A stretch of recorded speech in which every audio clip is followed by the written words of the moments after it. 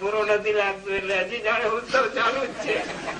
ત્યારથી જાણે અધરો પાડે જન્મ થતાથી ઉત્સવ ચાલુ જ છે. એટલો ઉત્સાહ બધામાં આવી ગયો છે. ગઈ ગુરુ પૂનમ માં હરિદ્વાર માં આવ્યા ત્યારે કાનજીભાઈ બધાએ કીધું કે મહારાજની મૂર્તિ આપણે મુક્તિધામ માં બેસાડવી છે અને એ અમે મંજૂર કર્યું છે. બહુ આનંદ ની વાત છે. મેં કીધું મુક્તિધામ માં જલારામ બાપા બી છે અને અધરામ બાપા પણ આવી જશે. મને કે ક્યારે પ્રતિષ્ઠા કરીએ? મેં કીધું આપણે રામ મંદિર ની મૂર્તિઓ નો ઓર્ડર દેવા જશું ત્યારે અવતારો મહારાજની મૂર્તિ નો ઓર્ડર દેશું અને તૈયાર થઈ જશે તો ભાદરવામાં ત્યાં મૌન માં બેસવાનું છે 40 દિવસ એમાં થઈ જશે. એમને દેવું મૌન માં વિઘન થશે તો આ કઈ વિઘન નથી. આ તો સોનામાં સુગંધ જેવું છે. એ બાને બધાને દેવલાની નાસિક ની યાત્રા થઈ જાય અને એક દિવસ અમે ત્યાં મુક્તિધામ નાસિક આવી જશું અને અમારું મૌન પણ ચાલુ રહેશે. અને આ તો સત્સંગ ની વાત છે ને એટલે રામાયણ છે કે આ છે તે છે.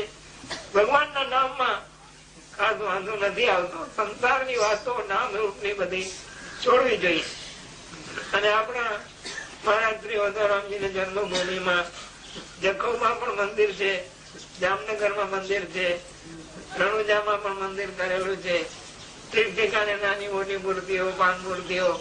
પૂજ્ય શ્રી વોઢરામજી મહારાજ એ તો સાક્ષાત રામનવમી ના જેમનો જન્મ દિવસ છે એટલે જન્મ દિવસ ની ઉજવાય છે અને નિર્વાણ તિથિ પણ ઉજવાય છે.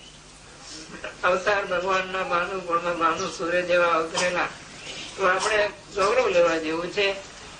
ગુરુ નો મહિમા તો આપણે સંધ્યા પાઠ માં ઘણો જ આવે છે કે ગુરુ તત્વ કહું કે બ્રહ્મ તત્વ કહું, પરમાત્મા કહું, હરિ કહું, ભક્તિ ભક્ત ભગવંત ગુરુ ચતુર નામ બપુએ इनके पद वंदन किए नाथ तो विज्ञाने वस्तु गते तो एक अयामे कछुए बिन नहीं हरि गुरु संत हुए. हरि गुरु ने संत એ નામ રૂપ જુદા જુદા છે, વસ્તુ એક જ છે.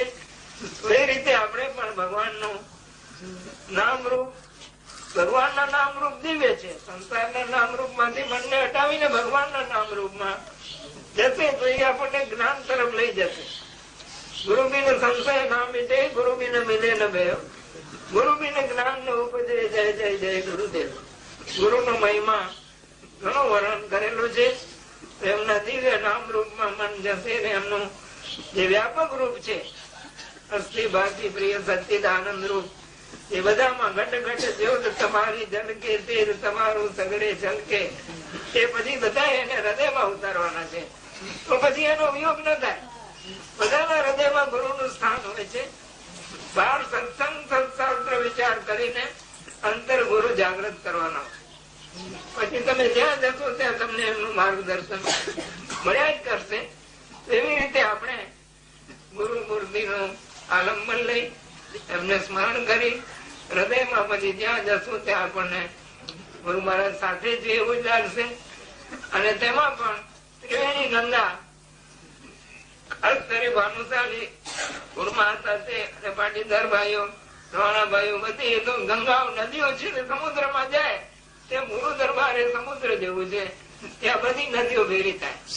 એવી રીતે બધા ગુરુ મહારાજ ને કોઈ ભેદભાવ તો હોતો જ નથી. ત્યાં બધાને ઉદાર ચરિતા નામ વસુધૈવ કુટુંબકમ, આવી પૃથ્વી છે ને કુટુંબ જેવી છે. તો ત્યાં બધા જ્ઞાન લેવાનું છે અને ત્યાં એકબીજાના રાગ દ્વેષ મતભેદો ભૂલીને આપણે બધા એક જ ભગવાન પરમાત્મા ના બાળક છીએ. ત્વમેવ માતા ચ પિતા ત્વમેવ ત્વમેવ બંધુશ્ચ સખા ત્વમેવ ત્વમેવ વિદ્યા દ્રવિણમ ત્વમેવ ત્વમેવ સર્વમ મમ દેવ દેવ. દેશે મૌન ખુલશે અને ભંડારો થશે બધાને. મુંબઈ થી ઘણો થાક પણ લાગે છે અને એમ ક્યારેક ફરી હસ્તાંતર કહું છું પાપ કર્યા હોય તો મુંબઈ જવું પડે. કઈ જીવે પેલા પાપ જ કર્યા છે તો ભટકવું પડે છે. એટલું રજોગુણી ભૂમિ છે પરંતુ કઈ પૂર્વના લેણદેણના સંબંધ હોય છે. ગુરુ મહારાજ નું કાર્ય છે.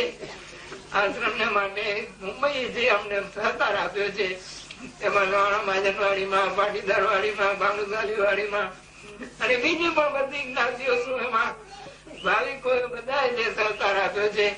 હરદ્વાર આશ્રમ માટે, વંડાઈ આશ્રમ માટે, નારાયણ સરોવર ગૌશાળા માટે, બાળક જામવાળા માટે બધા તન મન ધનથી અને આ દેવલાની નો તો ચાલીસો અમે 10 વર્ષ પહેલા ઓનલાઈન પહેલો ચાલીસો કર્યો ત્યારે 5 જણા હશું અને આજે અમે 90 માં છે 50 જણા ભેગા થઈ જાય છે અમારા રતિલાલભાઈ, શાંતિલાલભાઈ, કરસમદાસભાઈ, મોહનભાઈ, ત્યારે ભાઈઓ જાણે રામ લક્ષ્મણ ભરત શત્રુઘ્ન ઉભા છે.